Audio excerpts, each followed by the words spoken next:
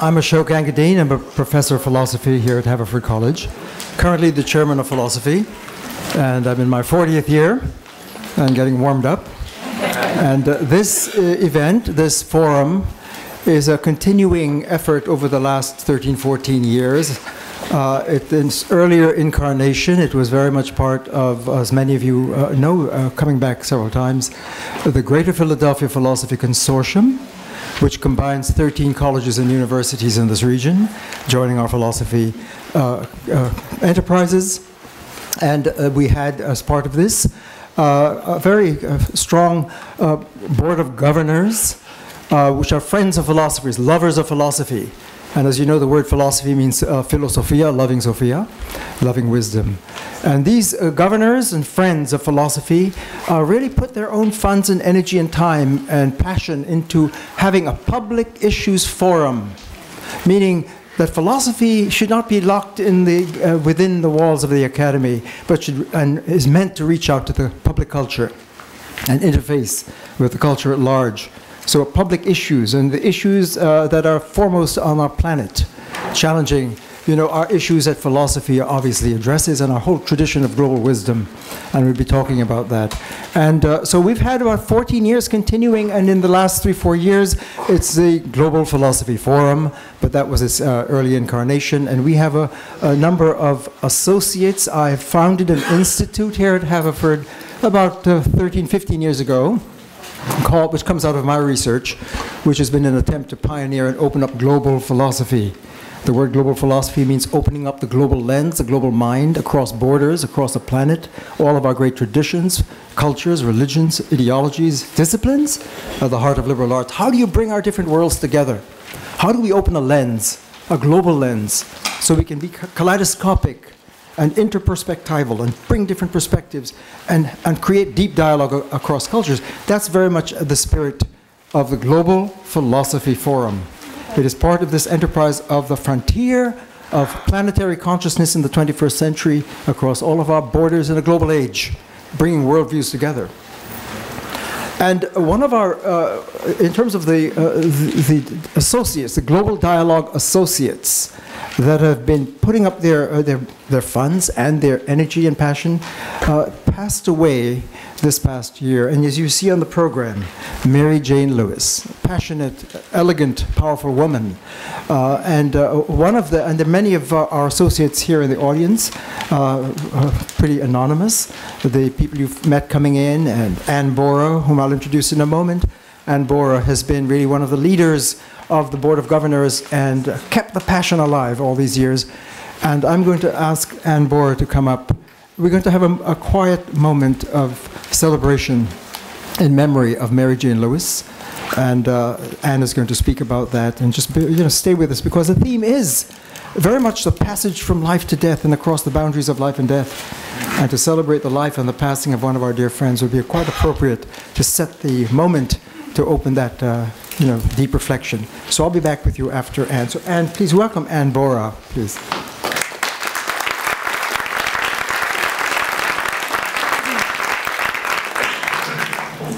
Dearest professors and lecturers, members of the Global Dialogue Institute, and all of you attending here today, I am happy and honored to be in your presence.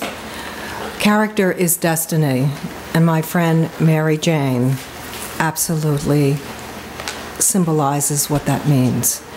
I would like all of us, just for a moment of silence, to think of her in terms of her enormous character. And her husband, her beloved husband, Wayne Lewis, will then come and he will repeat the eulogy he gave at her funeral, so that you all will know the beautiful sentiment of who Mary Jane was and is.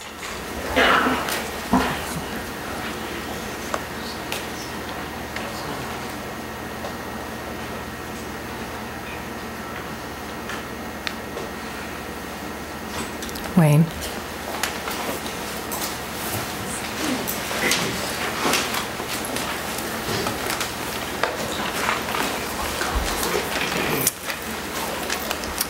I wish to thank the Global Dialogue Institute for their dedicating this forum to honor the memory of my wife, Mary Jane. When I was invited here today and subsequently asked to say a few words about Mary Jane, I can only think what I said at Mary Jane's funeral service was as appropriate in its meaning today as it was last November. With your indulgence, I should like to repeat those words. Can you hear all right? No. Is it the mic not on? I don't know. Is it? Testing, testing. Oh, okay. Just keep it. Just make sure you hear it. Okay. Love is a word whose meaning is as limited as describing a love of food or football, and is all-encompassing as the Creator's motivation to endow humanity with the ability to reason. We all have the capacity to love, and to love completely and unselfishly. Yet this love, which is always in our hearts, doesn't overwhelm us, except when we experience great emotional events. Mary Jane's passing is the most emotional event in my life, because the loss I felt at that moment made me understand how complete a love could be.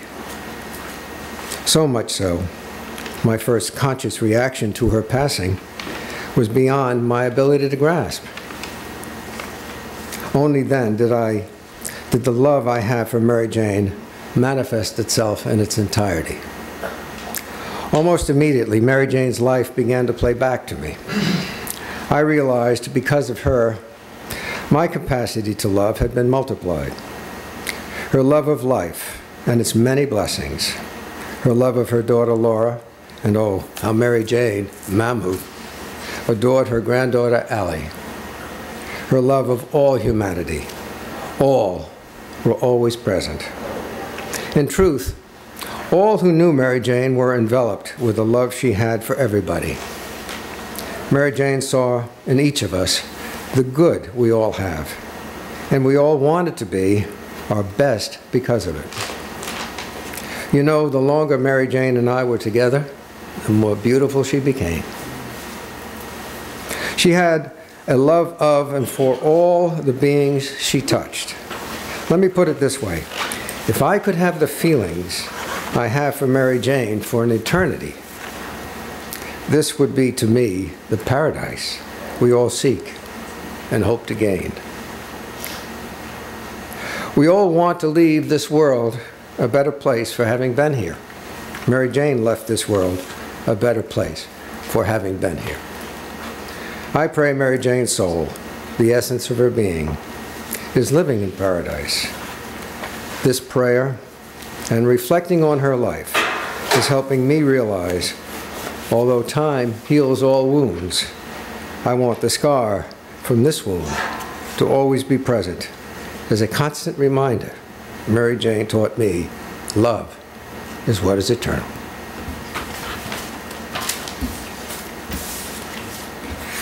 Thank you.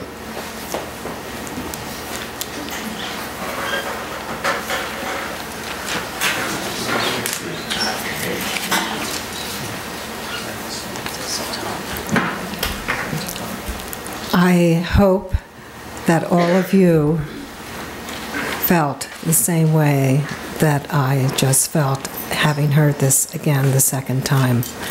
I would now like to introduce my dearest friend, Ashok Gangadine, who has been professor and chair of philosophy at Haverford College for the past 39 years. He is a renowned scholar, and his work is on a continuing, evolving upward spiral. In 1993, he produced his first book, which was on a global grammar for a global mind, and his forthcoming book, which is coming out, continues that further journey that he has taken all of who have been lucky enough to be in his presence these last years to have gone with him on this upward spiral. There is a great prayer of a 14th century anchorite, Julian of Norwich. She says, every prayer is the prayer of God.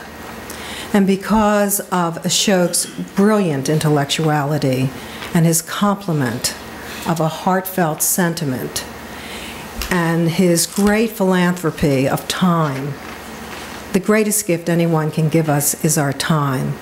And Ashok, of all the people I know, has given the greatest amount of time to everyone in his presence that I know. And Ashok, it has been an honor to be on the journey with you, and through your wisdom and tutelage, the deeper levels of that prayer I now know. Thank you so very much, and all of us in the room, thank you for being who you are.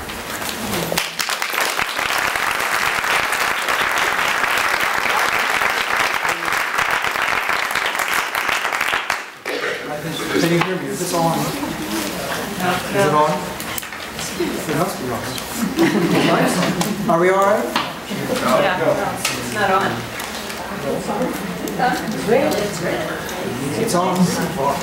I need it to be on because I want to get... Is it on now? Well, I wanted to welcome all of you to this continuing dialogue, and it's very much going to be... It is a dialogue. A dialogue is extremely important, and certainly for the Global Dialogue Institute. And to welcome our distinguished presenters here. Each will take a turn speaking. My task as your facilitator, chair of the meeting, is to set a tone and keynotes to set the energy for the three presentations and four conversations. I'm going to go over to that flip chart because the screen, there's a blackboard here. And being a professor, I'm a recovering professor and a logician, and so I'll go over there to put a visualization. Because this forum on connectivity and consciousness and the quest for the unified field of reality, it really captures the deepest energy of our cultures, wisdom traditions, and sciences over decades, over millennia. And what I'm trying to do at that flip chart is to give you something to visualize, to hold a space for this conversation at the cutting edge of research in the evolution of culture, spirituality, philosophy, and science, which is what this is about. The quest for the unified field of reality has been the heart of all of our great traditions, East and West, indigenous, and in the science as well.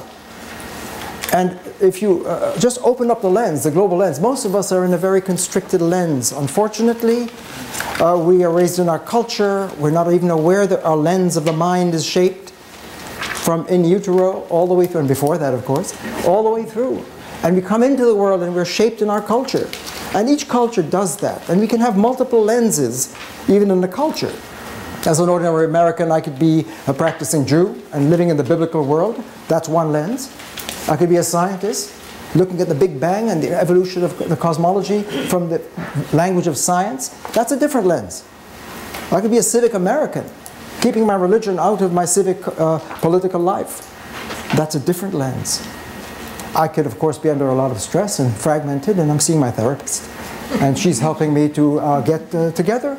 She may be a Jungian, Jung, and telling me that I have an anima and an animas, a male and a female, to get together.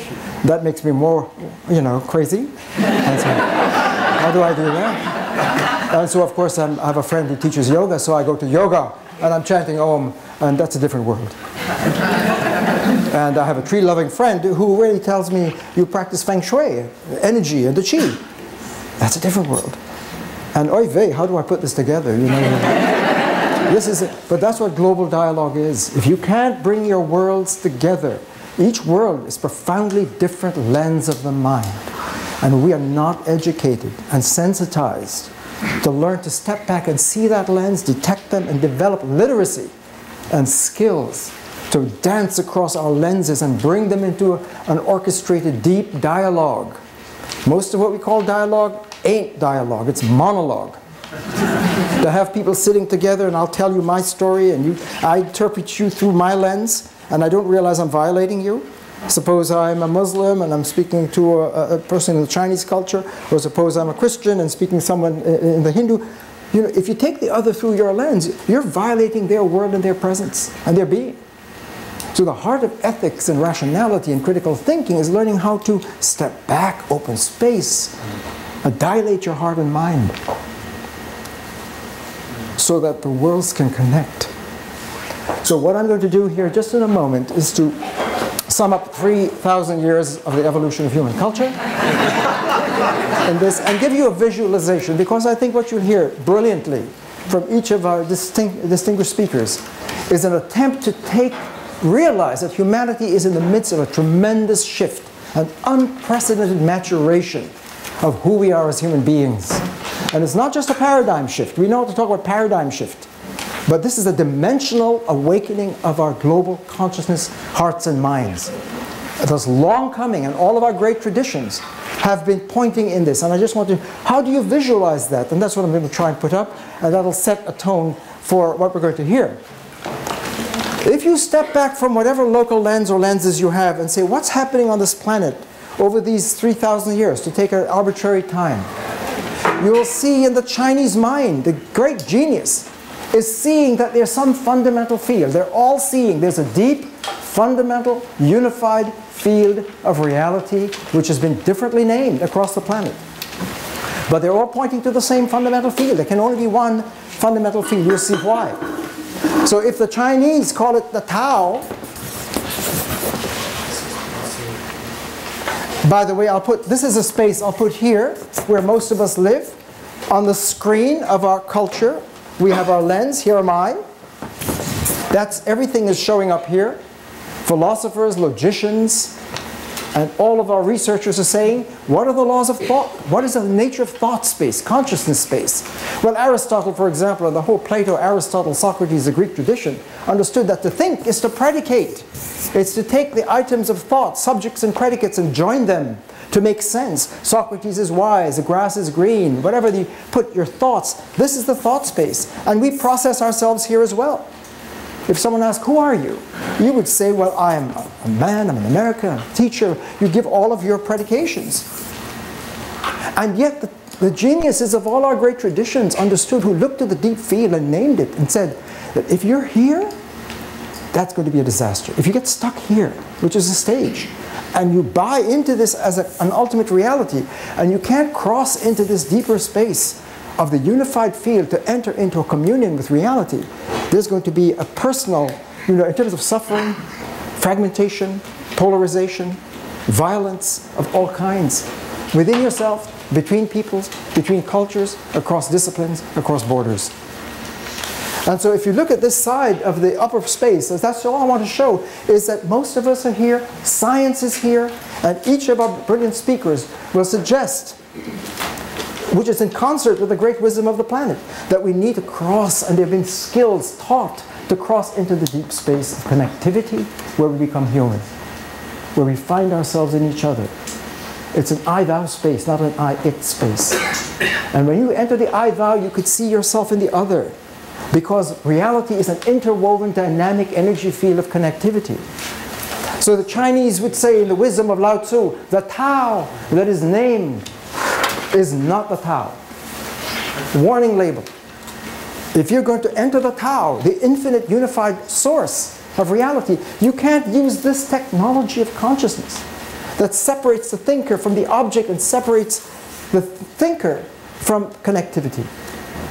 In the great Hindu wisdom, way back in antiquity, the great seers, the yogis, the ones who could go into the space, Om, you've heard that. The ultimate reality is Om, and it's Brahman, the source of all the universe. This was cosmology. That was a Big Bang. Because all this is the origin of everything that appears in your universe. So if you call it Om, Tao, Brahman, the self that is here is not the self that crosses over.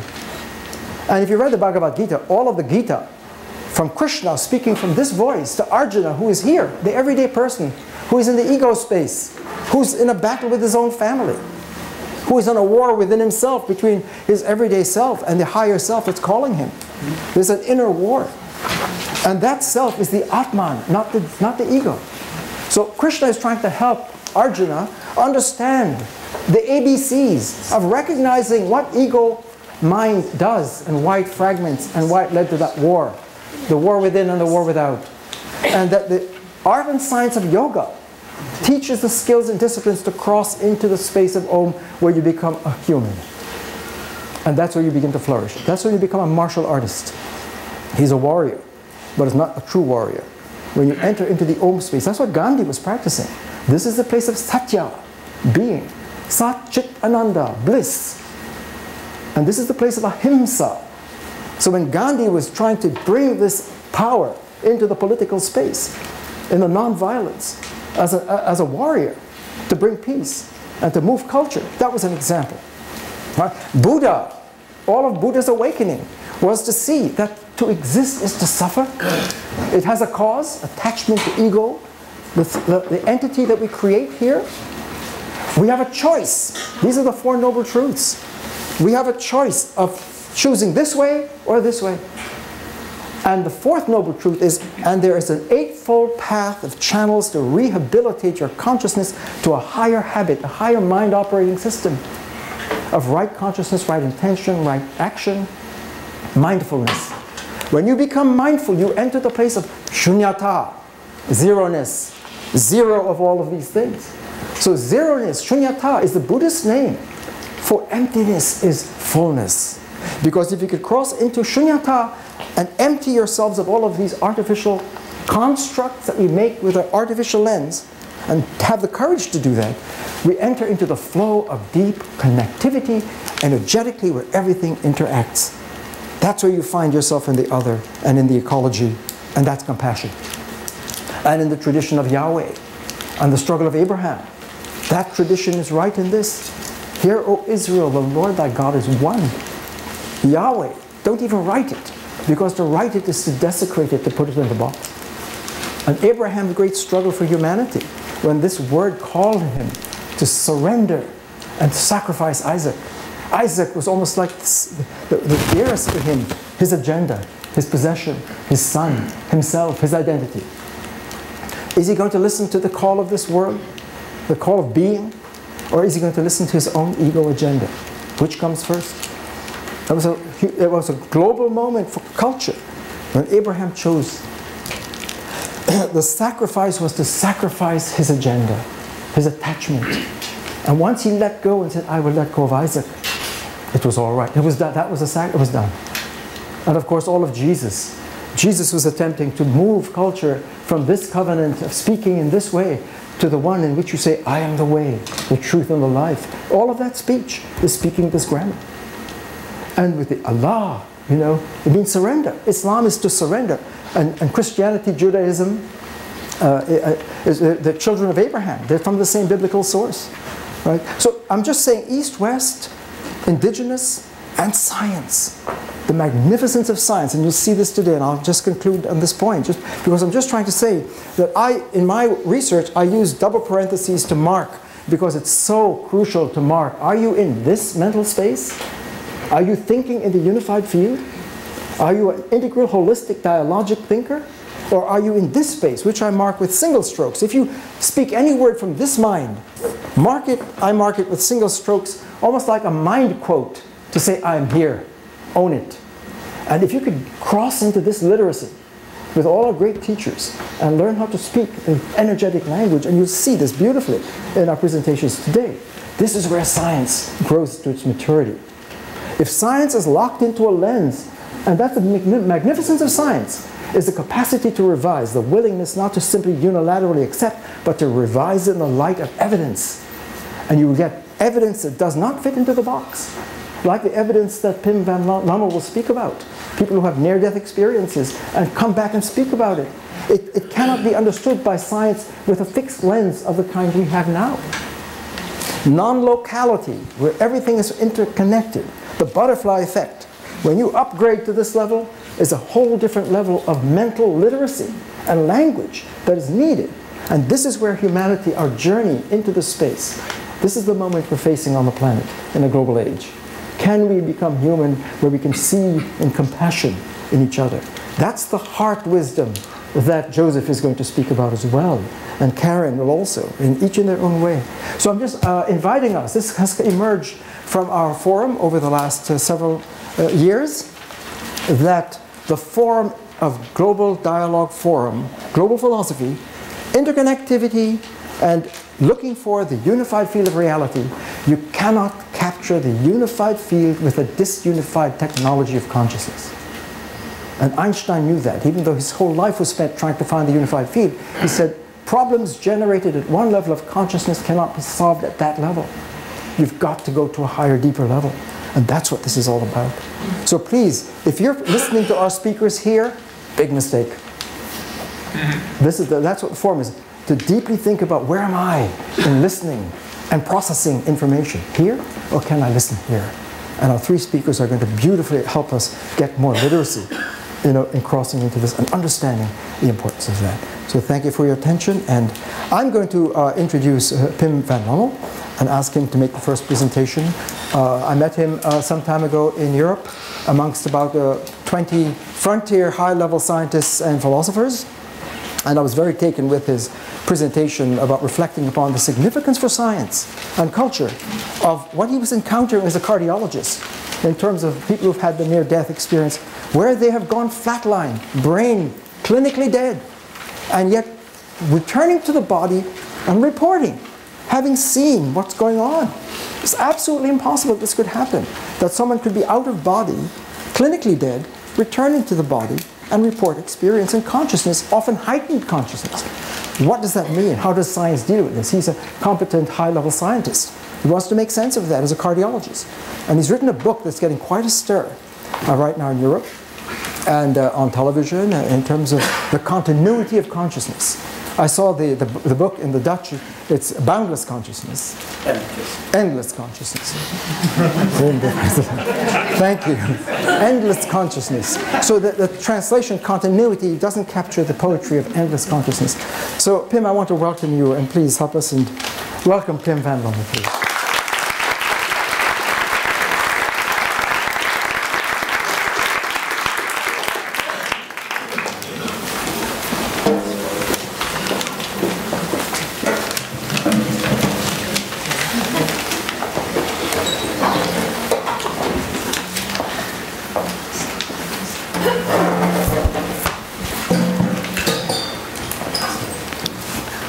Ladies and gentlemen, I first want to thank Ashok for his kind invitation to give a lecture here in the annual Global Philosophy Forum. I feel very honored to be here, and I'm pleased that I get the opportunity to discuss my concept about the continuity of our consciousness based on scientific research on near-death experiences in survivors of cardiac arrest. I would first like to discuss some general aspects of near-death experience, and after that I would like to talk about our recently published study in The Lancet on near-death experience, NDE, in survivors of cardiac arrest, and I will compare our study with two recent prospective NDE studies from the USA and the UK. And I will talk about some elements of an NDE and about the neurophysiology in cardiac arrest and in a normal functioning brain. And finally, I will discuss implications for consciousness studies and how it could be possible to explain the continuity of our consciousness. Important questions are: how is consciousness related to the integrity of brain function? Is it possible to gain insight in this relationship? Is there a biological basis of consciousness anyway? Consciousness presents timely as well as everlasting experiences.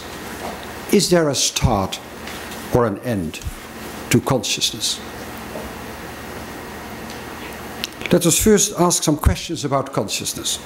Where am I when I'm asleep? Where is my consciousness during sleep? Should we also consider the possibility of conscious experience during coma? In a recent paper in Science about detecting awareness in a patient in a vegetative state, appropriate neural responses during neuroimaging techniques similar to healthy volunteers were seen following spoken instructions to perform mental imagery in tasks, which represent a clear act of intention. And this confirms beyond any doubt that this patient in a vegetative state was consciously aware of herself and her surroundings, but was unable to express her thoughts and feelings due to her coma. Recently, several books were published in the Netherlands about what patients had experienced in their consciousness during coma following severe traffic accident, or during coma following complications with cerebral hypertension after surgery for a brain tumor. This last patient being declared brain dead by his neurologist and neurosurgeon. But fortunately, the family refused to give permission for organ donation, and after 3 weeks of coma, he regained consciousness. These patients reported that during the period of their coma, they had experienced a clear consciousness with memories, emotions, and perceptions out and above their body. Also, seeing nurses, physicians, and family in and around the ICU. Does brain death really mean death? Or is it just the beginning of the process of dying that can last for hours to days? And what happens to consciousness during this process? According to the many reports of an NDE, we should consider the possibility that someone can experience consciousness during cardiac arrest, during clinical death. But should we also ask ourselves whether there could be still consciousness after someone has died, when his body is cold? He who wants answers will have to ask these questions. And our concepts about death correct? Most of us believe that death is the end of our existence. We believe that it is the end of everything we are. We believe that the death of our body is the end of our identity, the end of our thoughts and memories, that it is the end of our consciousness. Could our fear of death not be based on this ignorance about what death could be? So, what is death? Do we have to change our concepts about death not only based on what has been thought and written about death in human history around the world, in many cultures, in many religions, and in all times, as shown in this painting from 1480 by the Dutch painter Jeroen Bos, showing deceased people escorted through a tunnel to the light. But also change our concept about death based on insights from recent scientific research on NDE. In 1969, during my rotating internship, a patient was successfully resuscitated in the cardiac ward by electrical defibrillation. The patient regained consciousness and was very, very disappointed. He told me about going through a tunnel, seeing a light, and also beautiful colors and hearing music. I have never forgotten this event, but I did not do anything with it. Years later, only in 1971, Raymond Moody first described the so-called near-death experiences, NDE. And only in 1986, I read about these experiences in the book by George Ritchie entitled Return from Tomorrow, which relates what he experienced during a period of clinical death of 9 minutes duration in 1943 during his medical study. After reading this book, I started to interview my patients who had survived a cardiac arrest. And to my great surprise, within 2 years, 12 patients out of 50 survivors of cardiac arrest in the past told me about their NDE. My scientific curiosity started to grow because, according to our current medical concepts, it is not possible to experience consciousness during a cardiac arrest when circulation and breathing have ceased. Now, what is an NDE? Some people who have survived a life-threatening crisis report an extraordinary conscious experience. And near-death experiences occur with increasing frequency because of improved survival rates resulting from modern techniques of resuscitation.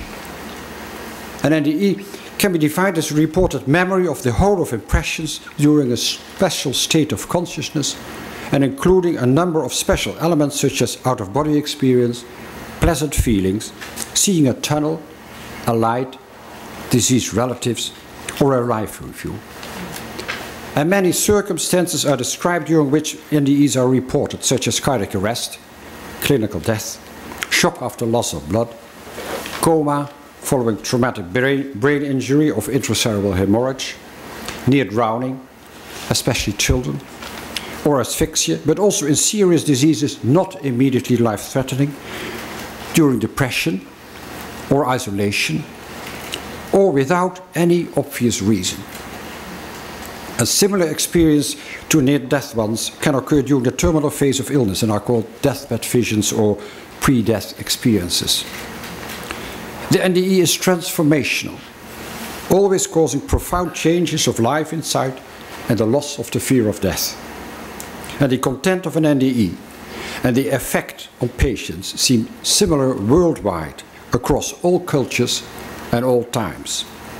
However, the subjective nature and the absence of a frame of reference for this experience lead to individual, cultural, and religious factors determining the vocabulary used to describe and interpret this experience.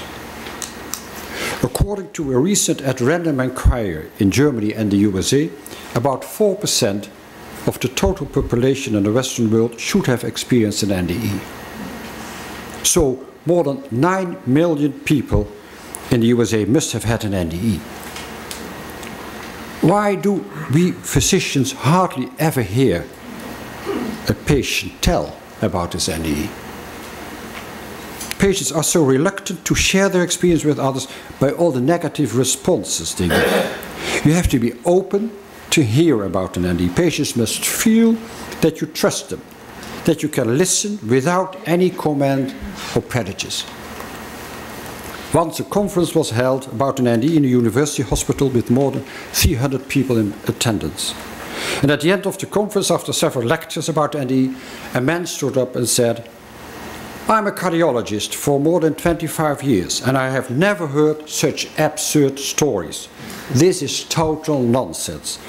I don't believe one word of it." And then another man got up in the audience and said, "I am one of your patients. I have had a near-death experience and you should be the last one who would ever tell." And this is what happens. Until recently, there was no prospective and scientifically designed study to explain the cause and content of an NDE. All studies had been retrospective and very selective with respect to patients. Based on these incomplete retrospective studies, some believed that the experience could be caused by physiological changes in the brain as a result of the lack of oxygen, cerebral anoxia. Other theories encompass a psychological reaction to approaching death or a combination of such reaction and anoxia. So, in 1989, we started a prospective study in 344 consecutive survivors of cardiac arrest in 10 Dutch hospitals with the aim to investigate the frequency, the cause, and the content of an NDE. We wanted to know if there could be a physiological, pharmacological, psychological, or demographic explanation why people experience enhanced consciousness during a period of clinical death. We studied patients who survived cardiac arrest because it is a well-described, life-threatening medical situation where patients will ultimately die from irreversible damage to the brain if cardiopulmonary resuscitation, CPR, is not initiated within 5 to 10 minutes. It is the closest model of the process of dying. And the definition of clinical death was used for the period of unconsciousness caused by lack of oxygen or anoxia of the brain due to the arrest of circulation and breathing that happens during ventricular fibrillations in patients with acute myocardial infarction. We did a short standardized interview with sufficiently recovered patients within a few days of resuscitation and asked whether they could remember the period of unconsciousness and what they recalled. And in cases where memories were reported, we coded the experience according to a weighted core experience index. And in this system, the depth of the NDE was measured according to the reported elements of the content of an NDE. The more elements were reported, the deeper the experience was and the higher the resulting score was. We found that 282 patients, 82%, had no recollection of the period of cardiac arrest, of the period of unconsciousness. But 62 patients, 18%, reported some recollection of the time of clinical death. Of these patients, 41, 12%, had a core experience with a score of 6 or higher, and 21, 6%, had a superficial NDE. In the core group, 23 patients, 7%, reported a deep or very deep NDE with a score of 10 or higher. Well, which element were reported? In our study, about 50% of the patients with the NDE reported awareness of being dead or had positive emotions. About 25% of the patients had an out-of-body experience. 30% reported moving through a tunnel. About 25% had communication with the light or observed colors. About 30% of the patients had an observation of a celestial landscape or had a meeting with deceased relatives. 13% experienced a live review and 8% experienced a border. In our study, there were no frightening experiences. Well, what might distinguish the small percentage of patients who report an NDE from those who do not? We found to our surprise that neither the duration of cardiac arrest, nor the duration of unconsciousness, nor the need for intubation in complicated CPR, nor in induced cardiac arrest in electrophysiological studies, EPS, had any influence on the frequency of NDE. Neither could we find any relationship between the frequency of NDE and administered drugs, fear of death before the arrest, nor foreknowledge of NDE, gender, religion, or indication. NS is non-significant. An NDE was more frequently reported at ages lower than 60 years, and patients with memory defects induced by lengthy CPR reported less frequently an NDE. Good short-term memory seems to be essential for remembering an NDE. And we additionally performed a longitudinal study with taped interviews of all late survivors with an NDE, 2 and 8 years following the cardiac arrest, along with a matched control group of survivors of cardiac arrest who did not report an NDE. The study was designed to assess whether the loss of the fear of death, the transformation in attitude toward life, and an enhanced intuitive sensibility is the result of having an NDE or just the result of a cardiac arrest itself. Only patients with an NDE did show this transformation, and the long-lasting transformational effects of an experience that only lasts a few minutes was a surprising and unexpected finding. Quotation: "It is now evident for me that my NDE has totally changed my sensitivity for life and my inner senses as well. In everything I do, I try to experience again and to propagate these feelings of love." As I have said, several theories have been proposed to explain an NDE. However, in our prospective study, it could not be shown that psychological, pharmacological, or physiological factors caused these experiences during cardiac arrest. With a purely physiological explanation, such as lack of oxygen in the brain, cerebral anoxia, most patients who had been clinical death should report an NDE, because all patients in our study had been unconscious because of lack of oxygen in the brain resulting from the cardiac arrest. However, only 18% reported an NDE. Another theory holds that NDE might be a changing states of consciousness, transcendence of, I prefer the word, the theory of continuity, in which memories, identity, with cognition, with emotion, function independently from the unconscious body and retain the possibility of non-sensory perception. Obviously, during NDE, enhanced consciousness is experienced independently from the normal bodily waking consciousness. In 4 prospective studies with identical study design, as was our design, our Dutch study, the study from the USA by Bruce Grayson, and the British studies by Sam Parney and Peter Fennick and by Penny Sartori, about the same percentage of NDE was found in a total of 562 patients with cardiac arrest. Grayson writes in his comment that no one physiological or psychological model by itself could explain all the common features of an NDE. The paradoxical occurrence of heightened, lucid awareness and logical thought processes during a period of impaired cerebral perfusion raises particular perplexing questions for our current understanding of consciousness and its relation to brain function. A clear sensorium and complex perceptual processes during a period of apparent clinical death challenge the concept that consciousness is localized exclusively in the brain.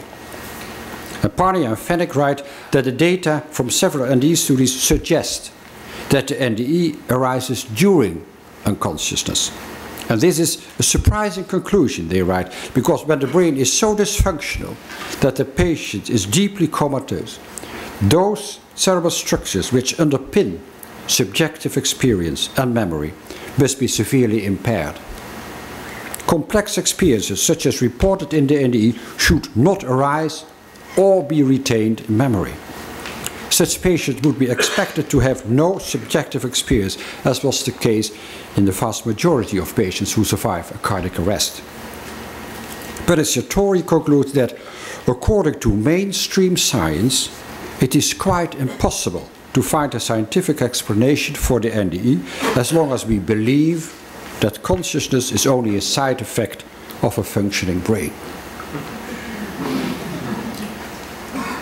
With lack of evidence of any other theories for NDE, the concept this far assumed but never scientifically proven that consciousness and memories are produced by large groups of the brain, large group of neurons, and are localized in the brain, should be discussed. How could a clear consciousness outside one's body be experienced at the moment that the brain no longer functions during a period of clinical death, even with a flat EEG, and I'll come to it later. Furthermore, even blind people have described veridical perceptions during out-of-body experience at the time of their NDE. Scientific study of NDE pushes us to the limits of our medical and neurophysiological ideas about the range of human consciousness and the mind-brain relation. Before I discuss in greater detail some neurophysiological aspects of brain functioning during cardiac arrest, I would like to reconsider certain elements of an NDE. First, the out-of-body experience. In this experience, people have veridical perceptions from a position outside and above their lifeless bodies. This out-of-body experience is scientifically important because doctors, nurses and relatives can verify the reported perceptions. And they can also corroborate the precise moment the NDE with OBE occurred during the period of CPR.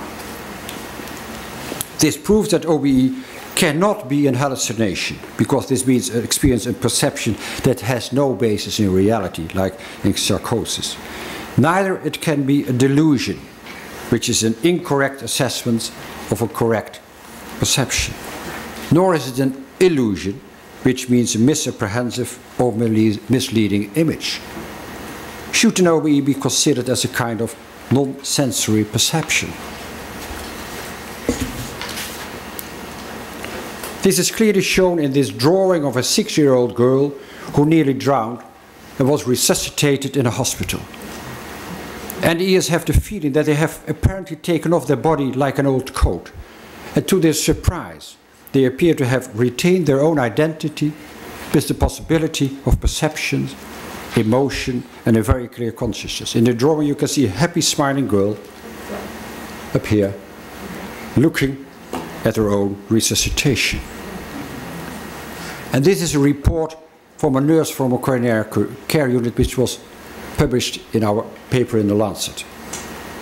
During night shift, an ambulance brings in a 44-year-old cyanotic, comatose man into the coronary care unit.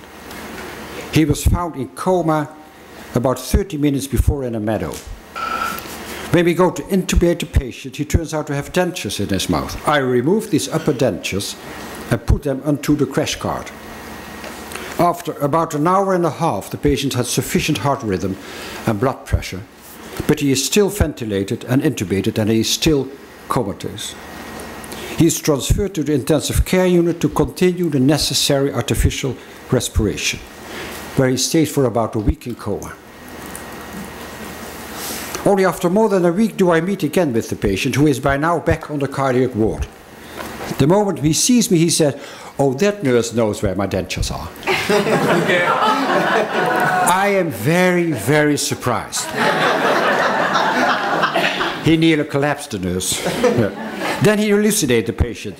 "You were there when I was brought into hospital, and you took my dentures out of my mouth and put them onto that cart. It had all these bottles on it, and there was this sliding drawer underneath, and there you put my teeth." I was especially amazed because I remembered this happening while the man was in deep coma and in the process of CPR. It appeared that the man had seen himself lying in bed, that he had perceived from above how nurses and doctors had been busy with the CPR. He had also been able to describe correctly and in detail the small room in which he had been resuscitated, as well as the appearances of those present, like myself. The holographic life review. During this life review, the subject feels the presence and renewed experience not only of every act, but also of every thought from one's past life. And one realizes that all of it is an energy field which influences oneself as well as others. All that has been done and thought seems to be significant and stored, because one is connected with the memories, emotions, and consciousness of another person. You experience the consequences of your own thoughts, words, and actions to that other person at the very moment in the past that they occurred. Interconnectedness. They understand now the cosmic law that everything one does to others will ultimately be returned to oneself. Patients survey their whole life in one glance. Time and space do not seem to exist during such an experience. Instantaneously, they are where they concentrate upon, non-locality. They can talk for hours about the content of the life review, even though the resuscitation only took minutes. Quotation. "All of my life up till the present seems to be placed before me in a kind of panoramic, three-dimensional review, and each event seemed to be accompanied by a consciousness of good or evil, or an insight into cause or effect. Not only did I perceive everything from my own viewpoint, but I also knew the thoughts of everyone involved in the event, as if I had their thoughts within me. This meant that I perceived not only what I had done or thought, but even in what way it had influenced others, as if I saw things with all-seeing eyes. And so even your thoughts are apparently not wiped out. And all the time during this review, the importance of love was emphasized. Looking back, I cannot say how long this life review and life insight lasted. It may have been long, for every subject came up, but at the same time it seemed just a fraction of a second, because I perceived it all at the same moment. Time and distance seemed not to exist. I was in all places at the same time, and sometimes my attention was drawn to something, and then I would be present there. Also, a preview or flash forward can be experienced, in which both future images from personal life events as well as more general images from the future occur. And again it seems as if time and space do not exist during this preview. And if deceased acquaintances or relatives are encountered in an otherworldly dimension, they are usually recognized by their appearance, and communication is possible through thought transfer. Thus, it is also possible to come in contact with fields of consciousness of diseased persons, interconnectedness. Quotation. During my cardiac arrest, I had an extensive experience. And later I saw, apart from my deceased grandmother, a man who had looked at me lovingly, but whom I did not know. More than 10 years later, at my mother's deathbed, she confessed to me that I had been born out of an extramarital relationship, my father being a Jewish man who had been deported and killed during the Second World War.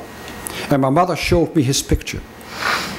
The unknown man that I had seen more than 10 years before during my NDE turned out to be my biological father.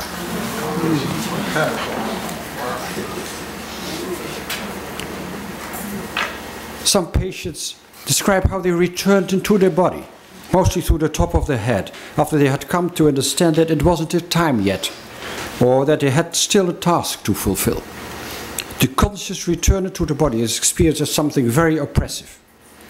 They regain consciousness in their body and realize that they are locked up in their damaged body again, meaning again all the pain and the restriction of their disease.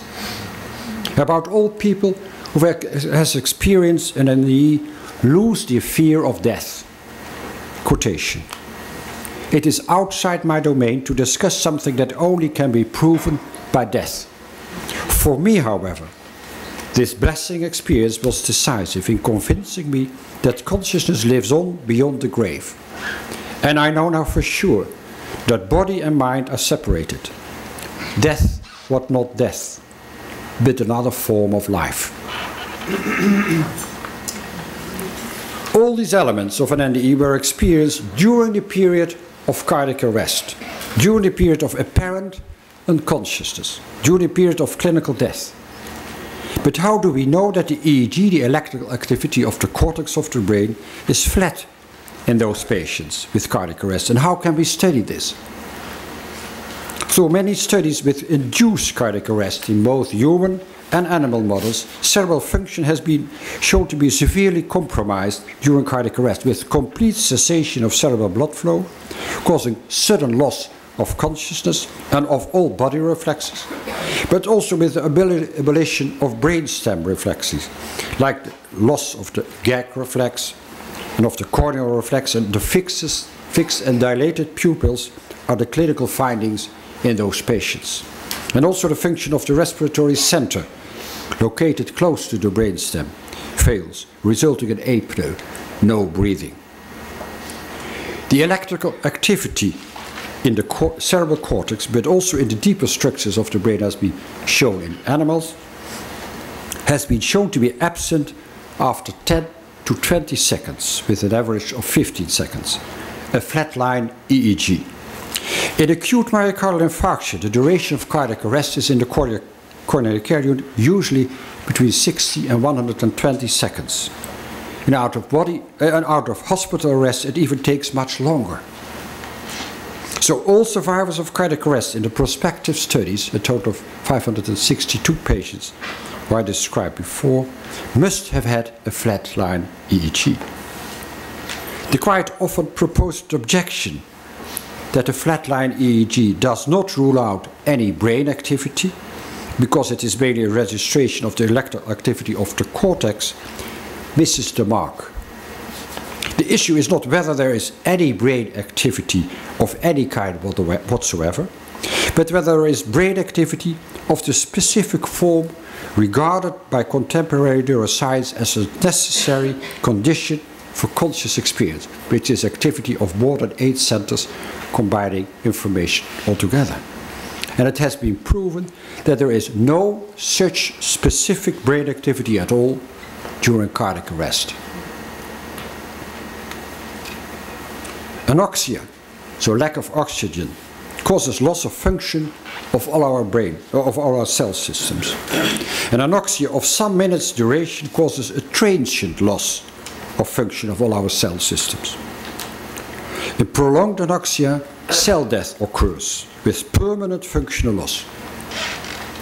For instance, like an embolic event, a small clot obstructs the blood flow in a small vessel of the cerebral cortex, resulting in anoxia of that part of the brain, causing a functional loss of the cortex like hemiplegia, partial blindness, of aphasia. When the clot is dissolved or broken down within several minutes, the lost cortical function is restored with complete recovery, and this is what is called a transient ischemic attack, a TIA. However, when the clot obstructs the cerebral vessel for minutes to hours, it will result in neuronal cell death with a permanent loss of function of this part of the brain. And a diagnosis of paralytic stroke is made. So transient anoxia results in transient loss of function. And a cardiac arrest, global anoxia of the entire brain occurs within seconds. A timely and adequate CPR causes a minimal blood flow to the brain, resulting in a higher chance of recovery of brain functions because definite damage of neurons have been prevented. The longer the period of no flow to the brain, the higher the mortality is by irreversible damage of neuronal networks. So I have to come to the surprising conclusion that in our study during cardiac arrest, an NDE was experienced during a transient functional loss of all functions of the cortex and of the brainstem, with a flatline EEG. And because of all the occasional and verifiable out-of-body experiences, we know that the NDE with all reported elements must happen during the period of unconsciousness, and not in the first or last seconds of cardiac arrest. But how is it possible that a clear consciousness with self-identity, cognition, emotion, and memories can be experienced outside one's body at the moment that the brain no longer functions during a period of clinical death? Such a brain would be roughly analogous to a computer with its power source unplugged and its circuits detached. It couldn't do anything at all. Also, hallucination could not be possible. For decades, extensive research has been done to localize consciousness and memories inside the brain, so far without success. Also, we should ask ourselves how a non-material activity such as concentrated attention or thinking can correspond to an observable material reaction in the form of measurable electrical, magnetic or chemical activity at a certain place of the brain. Neuroimaging studies have shown these aforesaid activities with specific areas of the brain becoming metabolically active in response to a thought or feeling. However, although providing evidence for the role of neuronal networks as an intermediary for the manifestation of thoughts, neural correlates, those studies do not necessarily imply that those cells also produce the thought. A correlation doesn't elucidate anything about cause or result. And how should unconscious matter, like our brain, produce consciousness, while the brain is only composed of atoms and molecules in cells with a lot of chemical and electrical processes? We have to admit that it is not possible to reduce consciousness to neural processes as conceived by contemporary neuroscience, because it is still an unproven assumption that consciousness and memories emerge from brain function. And until now, there is no scientific evidence for neural correlates of all aspects of subjective experience. Direct evidence of how neurons or neuronal networks could possibly produce the subjective essence of the mind and thoughts is currently lacking. We cannot measure what we think or feel. There are no known examples of neural perceptual matches, and hence reasons to doubt the truth of the matching content doctrine. The assumption in the matching content doctrine is that following an activation of special neuronal networks, you always will have the same content of thoughts or feelings. And this seems extremely unlikely, because neural activation is simply neural activation. It only reflects the use of structures. It could be compared with a radio. You can activate a radio by turning it on. And you can activate a certain wavelength by turning on a special channel. But you will not have any influence on the content of the program you are going to hear. So activating the radio does not influence the content of the program. And neural activation alone does not explain the content of emotions and sensations. With our current medical and scientific concepts, it seems indeed impossible to explain all aspects of the subjective experiences as reported by patients with an NDE during the transient loss of all functions of the brain. But science, I believe, is to search for explaining new mysteries rather than to stick with old facts and concepts. Frederik van Eeden, a famous Dutch MD and author, mentioned already in 1890 in his lecture about progress in current science, "Personally, I'm more than ever convinced that the largest enemy of scientific progress is to reject and to refuse to study beforehand, and out of prejudice, seemingly incomprehensible, strange and unknown fact." And this is still in actuality as well. Thomas Kuhn, the famous professor of philosophy and history of science of the MIT, maintained that, contrary to popular conception, typical scientists are not objective and independent thinkers. It's his words. They tried to bring the theory and facts into a closer agreement according to the beforehand accepted paradigm, which Kuhn described essentially as a collection of beliefs shared by scientists, a set of agreements about how problems should be understood. As a result, scientists tend to ignore or even ridicule research findings that might threaten the existing paradigm. Those observations that cannot be explained by the current worldview are called anomalies, because they are recognized as violation of the paradigm-induced expectations that govern normal science.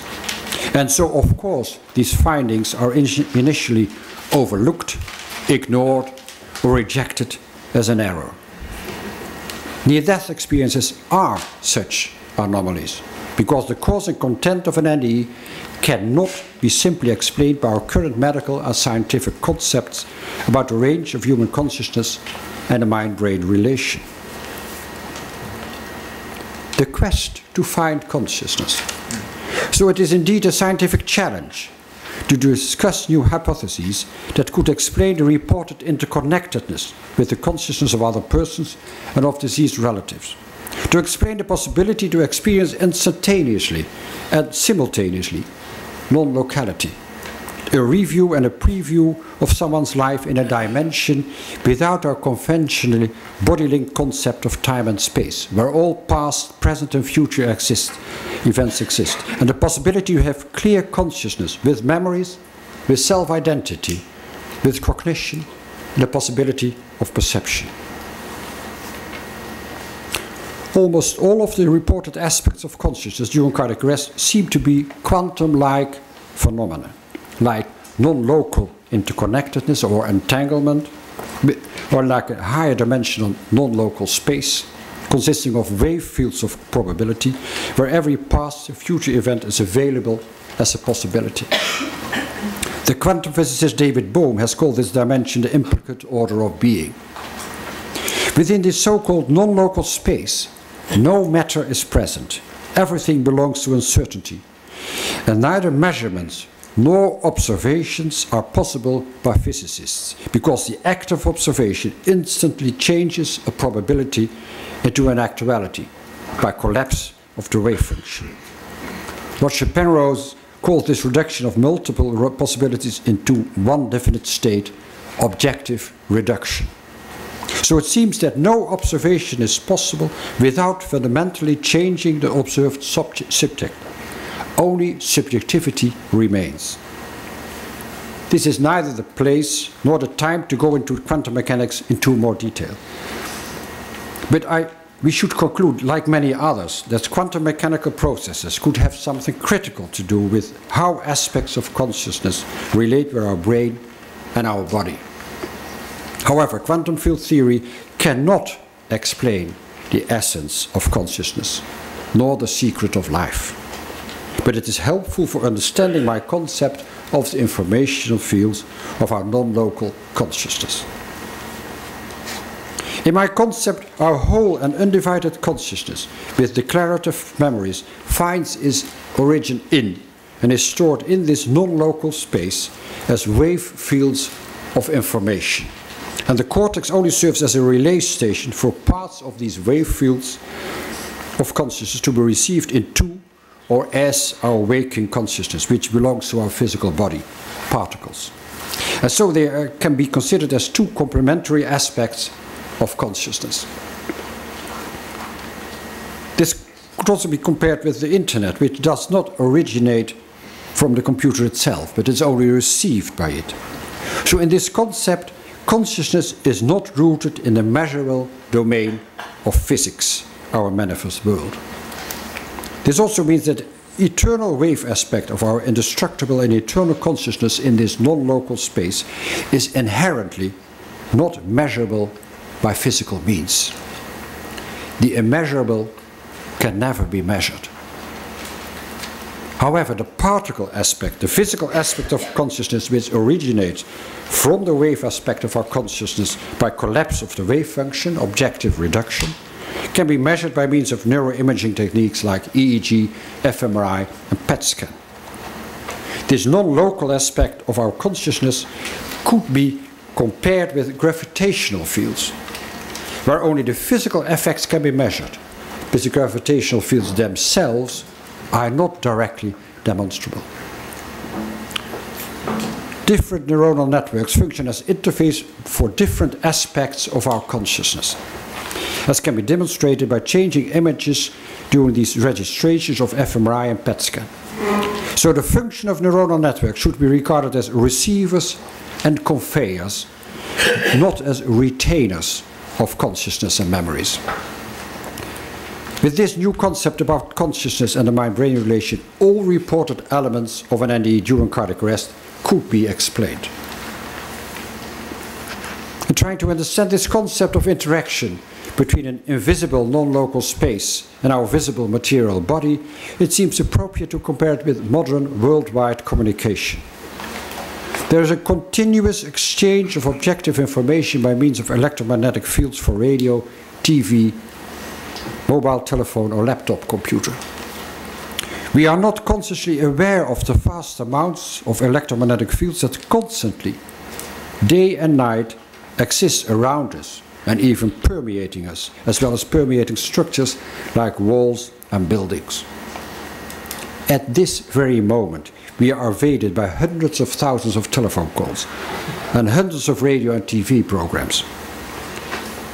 We become only aware of these electromagnetic informative fields at the moment we use our mobile telephone or by switching on our radio, TV or laptop.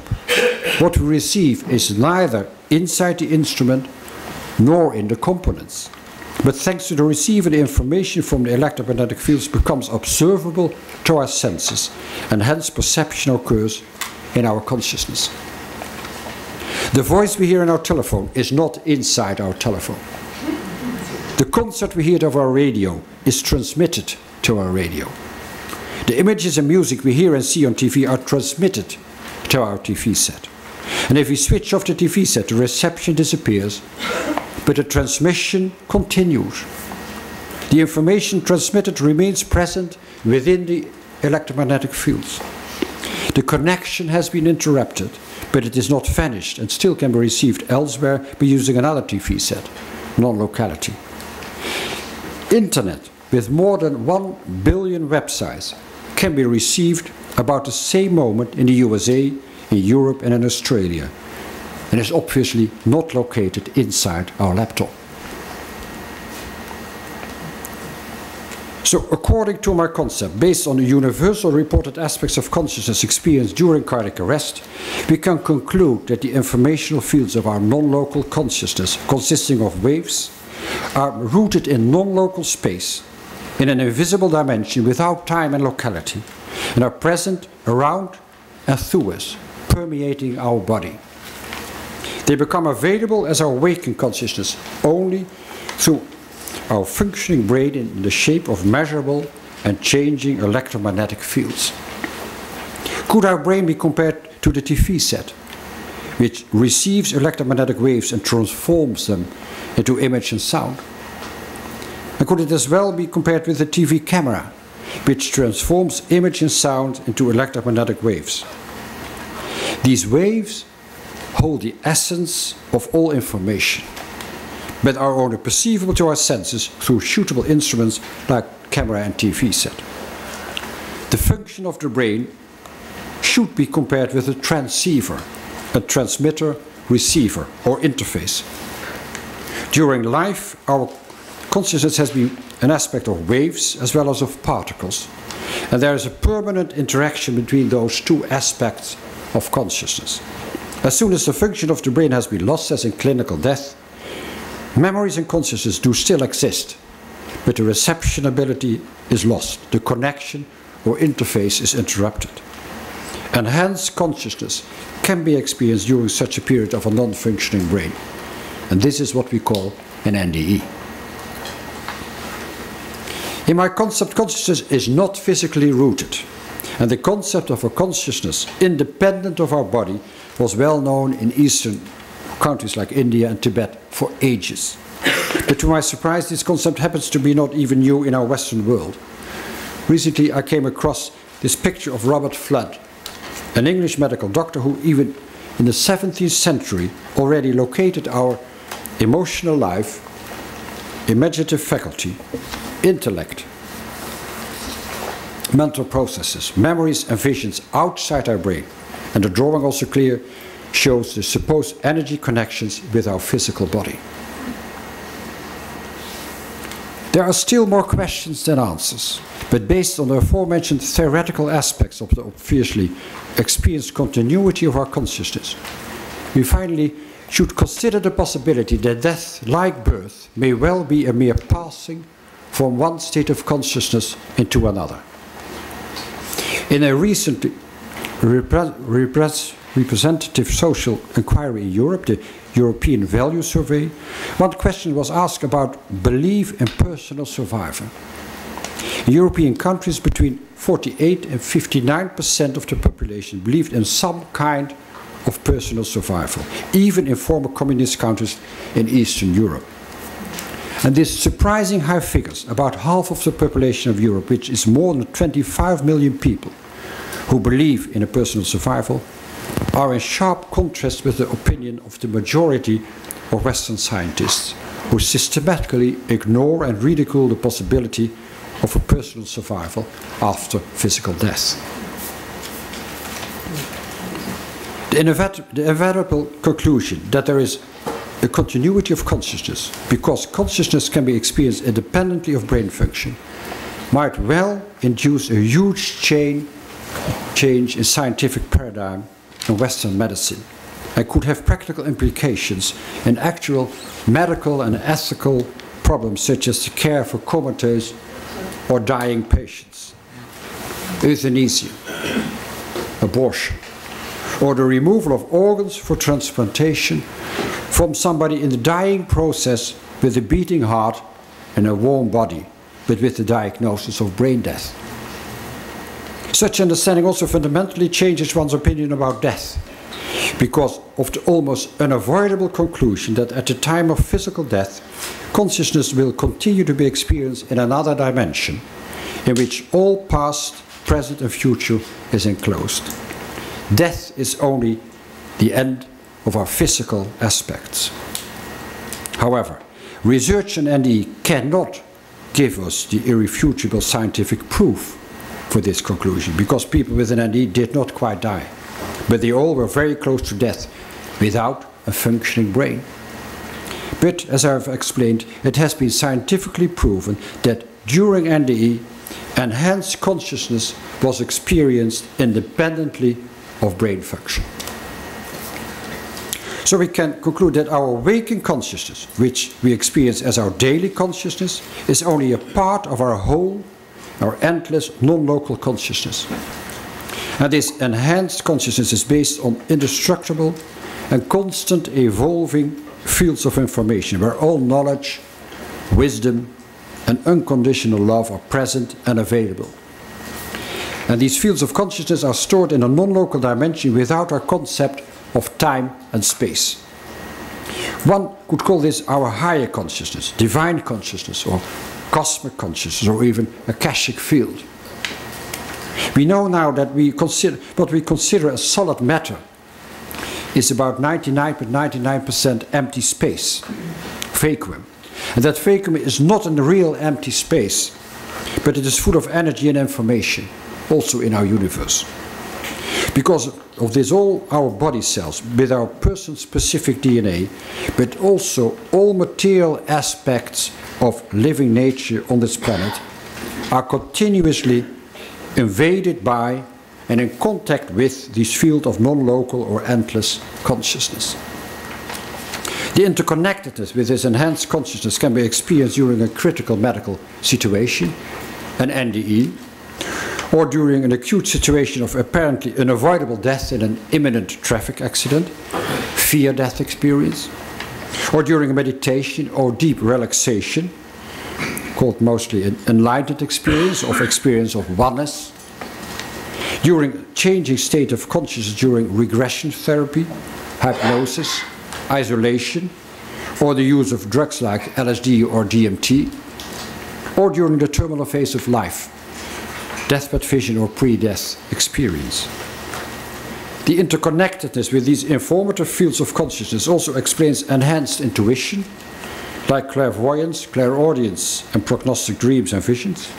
And it also explains apparitions at the moment of death, or in the period following death, like being in contact with the field of consciousness of dying persons at a distance, so-called peri-mortal experiences, or being in contact with fields of consciousness of deceased relatives, the so-called post-mortal experience of after-death communication, ADC. Following an NDE, most people, often to their own amazement and confusion, may experience an enhanced intuitive sensibility based on interconnectedness with the non-local consciousness of others. Presumably, the functional receiving capacity of the NDE DNA is permanently enhanced following an NDE, which can be compared with a radio receiving not only channel 1, your own personal consciousness, but at the same time channel 2, 3 and 4, the fields of consciousness of others, are being received. Quoting from a recent death announcement, all what you have falls into decay, but what you are lives on beyond time and space. So we have a body and we are consciousness.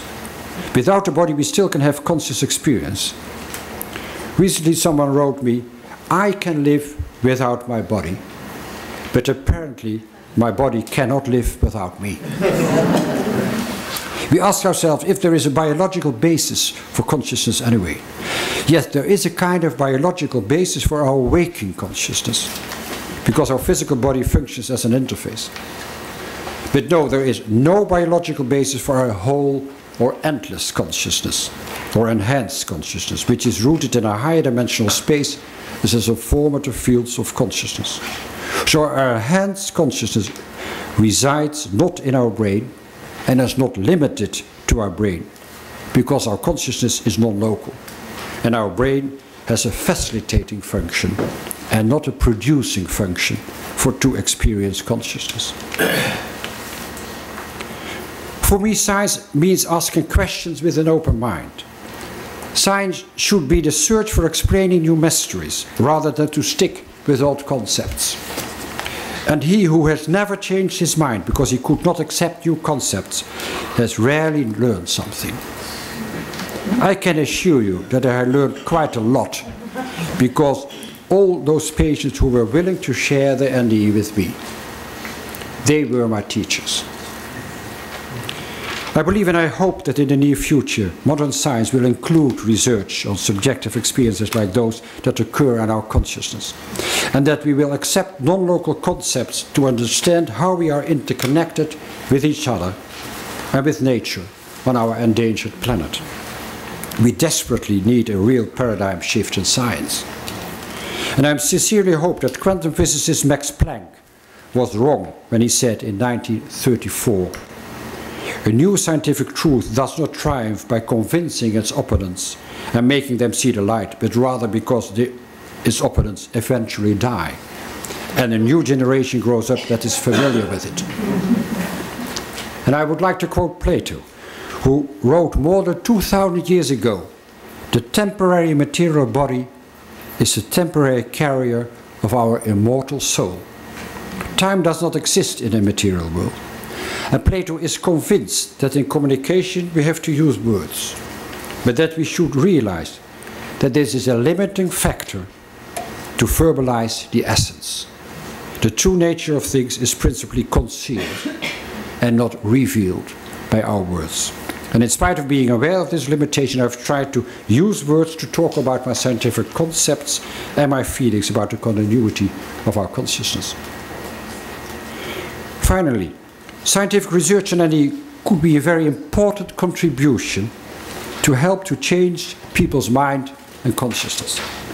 Research in NDE seems to be important for our scientific ideas about the mind-brain relation and the mind-body relationship. Important for our healthcare. And it is important for our concept of man. We have learned that we are interconnected with each other in a kind of non-local entanglement.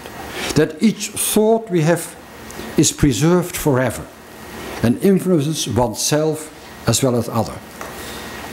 And that after physical death, our endless consciousness may still be experienced because death may be a mere passing from one state of consciousness into another. To quote Dag Hammarskjöld, our ideas about death define how we live our life. Because as long as we believe that death is the end of everything we are, we will give our energy towards the temporary and material aspects of our life. In our short-sightedness and our ignorance, we forget to reflect on the future of our planet, where our children and grandchildren will have to live and survive. We forget about the sustainability, as we are now destroying and exhausting systematically our planet, just because we are living in a competitive, materialistic society. We should realize that the harm we cause to each other and to nature ultimately is harming ourselves, because we as humans are not only intensively interconnected and tangled with each other, but also with animals and plants living on our endangered planet. We should stop thinking and acting as if we are better than others, because this will always be at the expense of children and other weak and delicate creatures around the world. The competitive elements in our society should be abandoned. We should recognize that our view of the world is wrong, because we do not realize that the world as we see it only derives his subjective reality from our consciousness. Because it is only our consciousness that is determining how we see this world. If we are in love, the world around us is beautiful. When we are depressed, our world is like hell. When we are frightened, making terrified by politicians and the press, our world will be full of terror. So we have to change our personal consciousness to change the world and to change the way we live now. When the power of love becomes stronger than our love for power, our world will change. And it will require a huge change in consciousness indeed.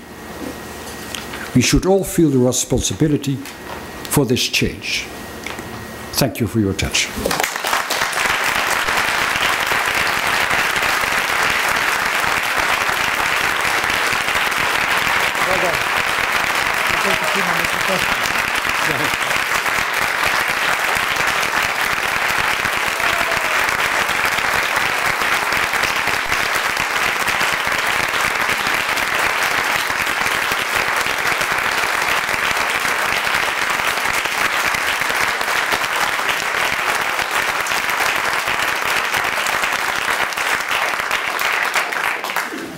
Well, I think through this wonderful, inspiring presentation, you may have had a near-life experience. We'll have a few moments for initial questions, one or two, just to get your voices and create the dialogue energy.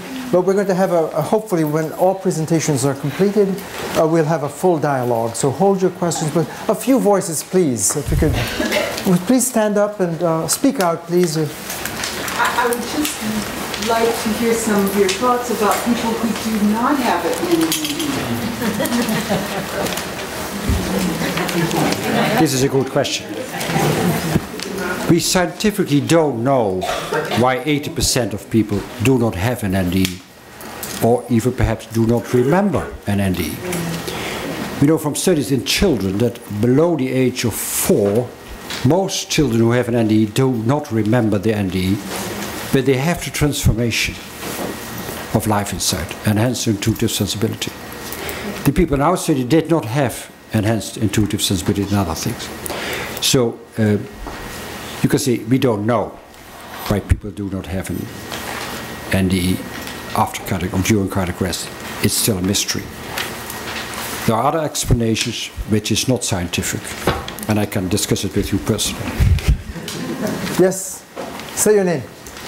Murray Levin, are you positing a unified consciousness which exists before life and the body comes into being, which can then be received by the brain, which you have analogized to the receiver, and which at the end of life as we know it continues to exist as a unified consciousness? This is exactly what I tried to explain. Yeah, it's the non-local consciousness which has ever been there. It has no beginning and no end. And as soon as the moment of conception, this very moment, there starts a connection between the consciousness, the person-specific consciousness, with this person-specific DNA which is formed during conception. And it has this connection with matter, with the living body, until the moment of death. And then it continues again. And then theoretically, the consciousness could attach to another life coming at a later time? Well, your personal consciousness, which is your waking consciousness, which is your ego, I don't believe it will come back. I think what we experience as a personal consciousness, our ego, is a part of our higher self and higher aspects. And I think parts of our higher aspects could come back. Where you have stories about past lives, I think it could be that you have access to memories from person.